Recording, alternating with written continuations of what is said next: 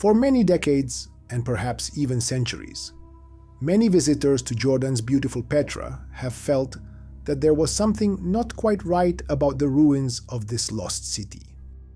As the capital of the Nabatean kingdom and founded in the 6th century BC, it became a major trading hub for spices, frankincense, and other valuable goods, eventually becoming one of the most powerful cities in the Middle East.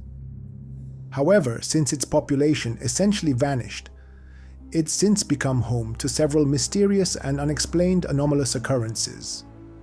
Visitors have reported seeing orbs of light floating through its ruins, while others have claimed to have heard disembodied voices and footsteps. Some have even reported feeling a cold wind or a sudden drop in temperature, even at the height of summer. Meanwhile, recently, a relatively modern claim has emerged, suggesting that Petra's most famous structure, the treasury, is guarded by a jinn, with some reports alleging that it has been heard after dark.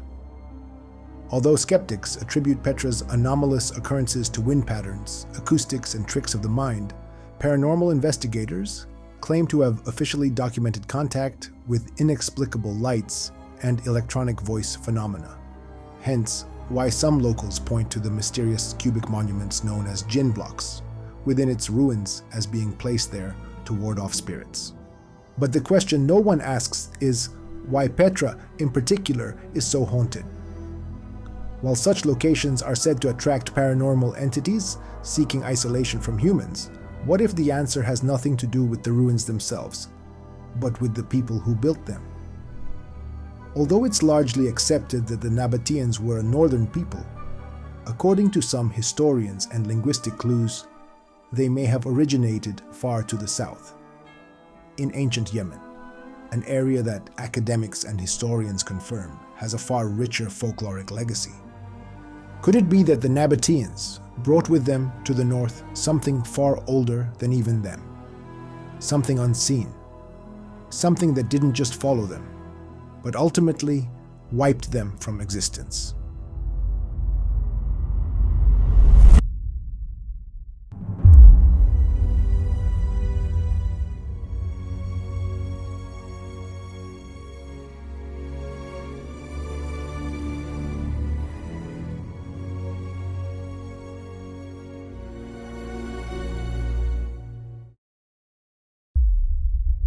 Welcome to Yemen, the second largest country on the Arabian Peninsula that has a long history of the paranormal.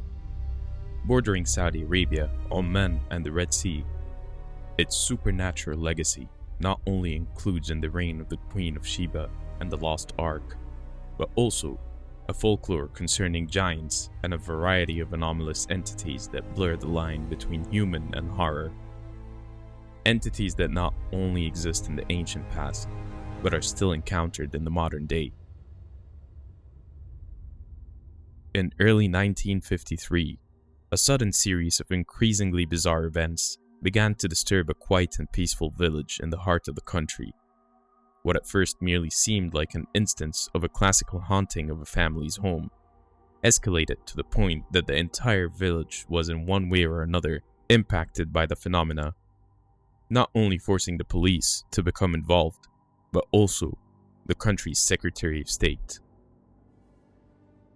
On the 23rd of November that year, one of the country's biggest monthly periodicals at the time, Al-Akhbar, reported on an ongoing incident, literally referring to it as a war between humans and a species of jinn, known as the Ifrit, a particularly dangerous class of jinn. According to the article, a wave of bizarre and deeply unsettling events had been unfolding in the quiet village of Mehemda in the Hajar district, now near the border between modern Hadramaut and Al-Bayda governorates. In the weeks prior, rumors of an Ifrit attacking local families had spread to neighboring towns and villages, leading it to become a national story. Normally, Yemen's press and district official would have dismissed such tales as superstition or mass hysteria, but this was different. The journalist who covered the story wrote, Eyewitnesses and local authorities at the time described a wave of inexplicable events that centered on the home of two prominent brothers from a well-regarded family.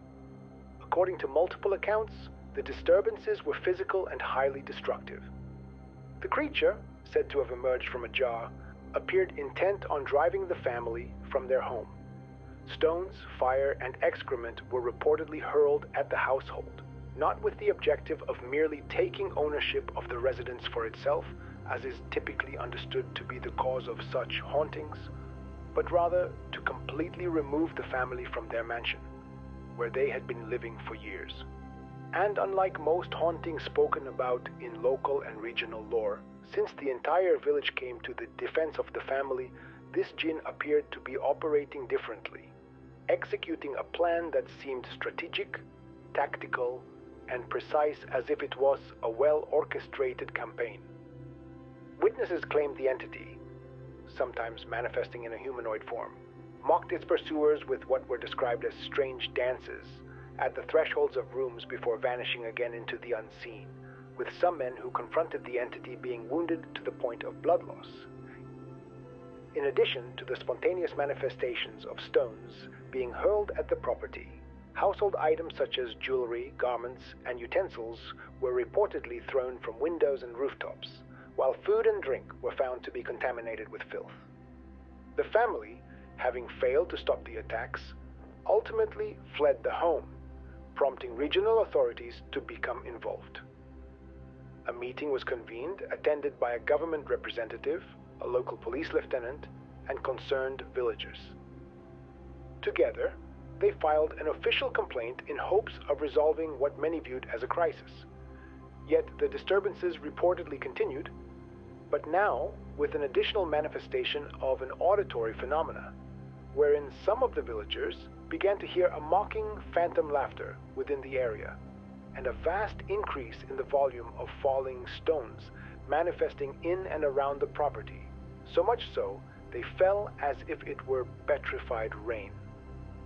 Local Yemeni mental health professionals admitted to having seen no precedent for such an event, but noted possible connections to the folk beliefs and legends associated with a nearby valley steeped in supernatural lore.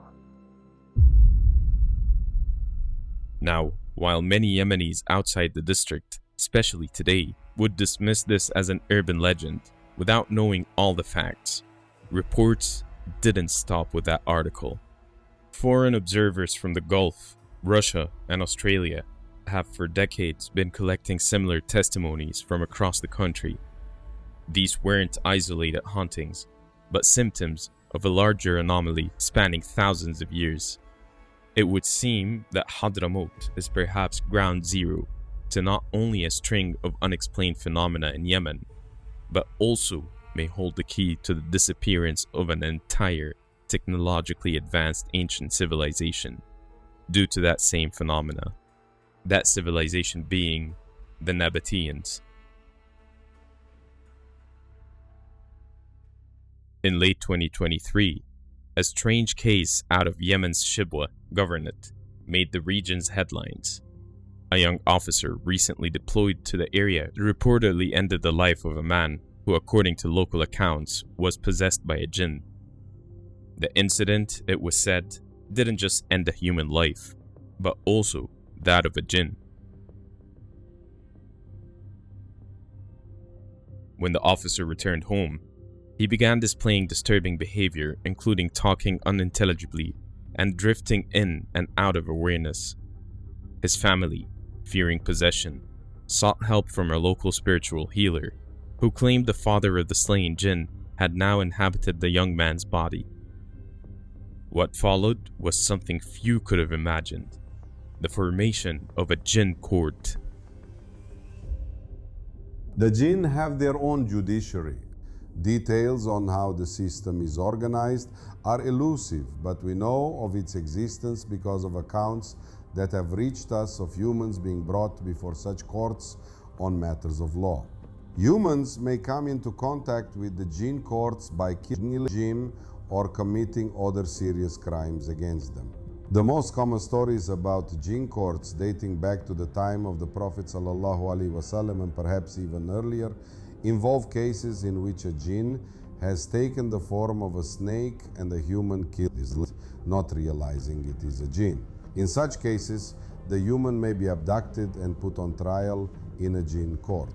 These stories are durable and popular, offering a sense of order and structure in an often chaotic and unpredictable world, and so continue to circulate among Muslim communities to this day.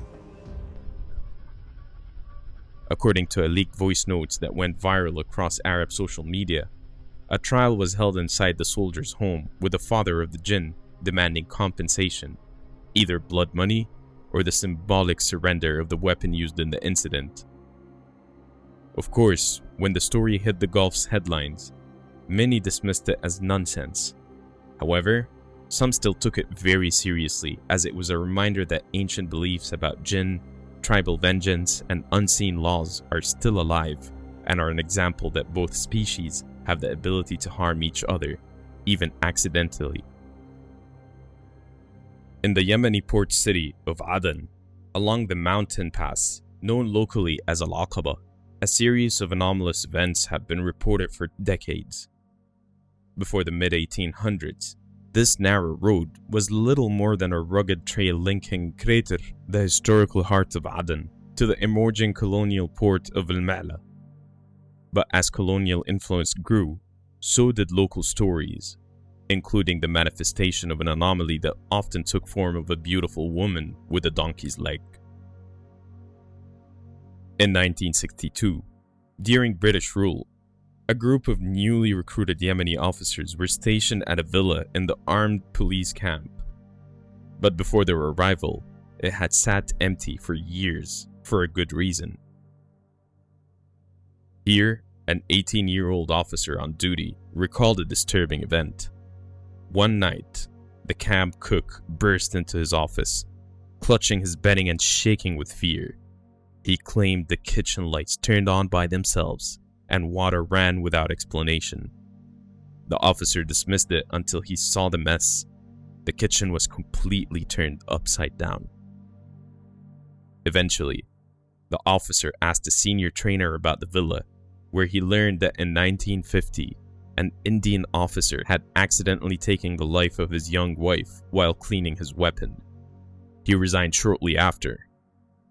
FYI, even though Yemen is nowhere near India, Aden was governed as a part of British India until 1937, which meant Indian administrative personnel were deeply embedded in its structure, and even after, Aden was separated from India and became a crown colony.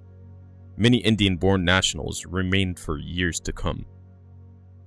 After the tragedy, lone British watchmen reported seeing a woman walking the upper floor at night, which according to the Yemeni lore, would indicate a jinn imitating the deceased. The sightings became so disturbing that a locally assigned British commander ordered the villa sealed indefinitely, and it was reopened only when that team of young Yemeni cadets, including the officer and the cook, moved in. The hope being that a group might fare better than lone officers, but it seemed the entity had never left, and stories of encounters with this being, especially throughout the 1960s, continued. What makes this specific location interesting is that the Aqaba Pass historically served as a vital link between Crater and Ma'la.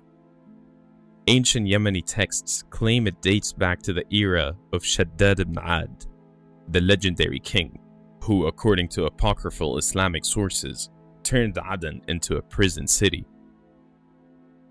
Some Sufi or folkloric texts view Aden as a gateway, a holding place for spiritual beings, jinn, lost souls, and sometimes the damned. A key figure in both pre-Islamic legend and Islamic tradition, Shaddad ibn Ad, is associated with the lost city of Irem and Thamud. Civilizations said to be inhabited by giants of immense knowledge and technological advancement.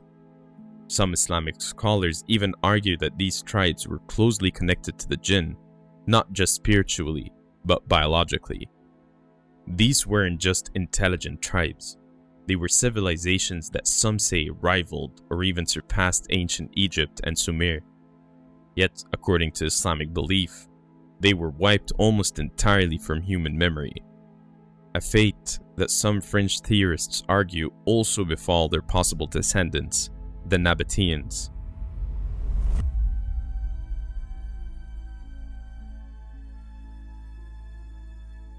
Now, for those of you not familiar with Arab and Middle Eastern lore, your understanding of these entities might be shaped by a Judeo-Christian framework, where jinn are simply another word for demon.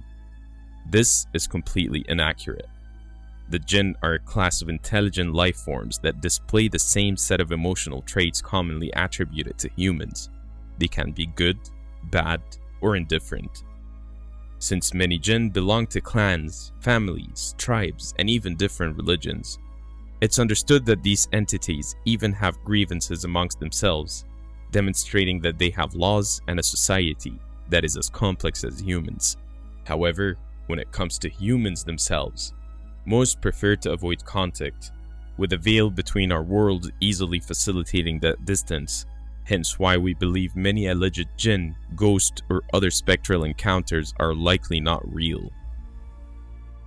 Typically, though not always, the jinn that do seek contact are the ones considered truly malevolent. These are often referred to as shayateen, demons in the classical sense. And they're the ones who cross into our world with harmful intent. But the same analogy can apply in reverse. Just as some jinn are naturally inclined toward evil, some humans can also be seen as non-supernatural demons, shayateen in human form, whose nature drives them to initiate contact. As we saw in the previous episode, these are often people who deliberately try to commune with a jinn, seeking a kind of mutual benefit, regardless of the cost. However, contemporary scholars like the Egyptian thinker Nasr Hamid Abu Zaid argue that jinn are merely a cultural product shaped by the environment and beliefs of the Arabian Peninsula. Furthermore, over time, cultural exchange between ancient Yemen and its neighbors helped spread and reshape these beliefs. Elements from Indo-Iranian mythology eventually merged with local Arab traditions, especially according to some Arab scholars, when it concerned tribes like Irem and Thamud, who are believed to have had very close links to the jinn, or possibly were even partially descendants of the jinn. Like with the people of Thamud, there appears to be an unsettling pattern when it comes to civilizations deep into the occult. They simply vanish.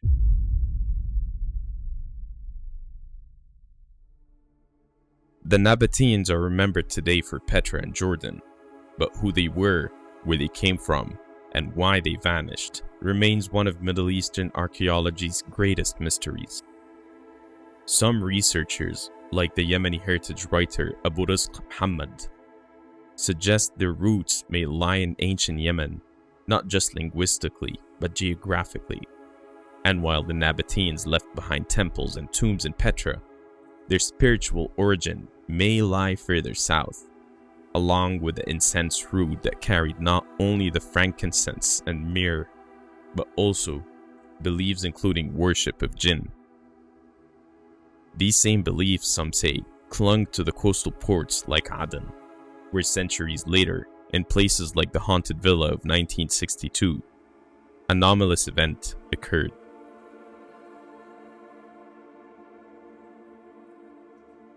In 2009, a crew known as Team Truth became the first investigators granted full access to Petra after dark. Their journey, filmed for the Discovery Channel, took them from Amman to the deep desert, chasing reports of supernatural activity linked to jinn. In Wadi Rum, Bedouin tribes described the area as terrifying at night. Some had seen giant shadow figures, others heard voices calling their names, and even the clash of swords echoing through the air. Inside the ruins, the team split up to explore. One camera caught what appeared to be a fast-moving orb. Another group was pelted with rocks. What the hell was that? Ryder, what was that? Was that a rock? Where's that noise come from? It was a rock. Where the hell did the rock come from? At the so-called treasure vault, they conducted an EVP session and recorded a whispered yes, followed by chanting and unexplained motion in their equipment.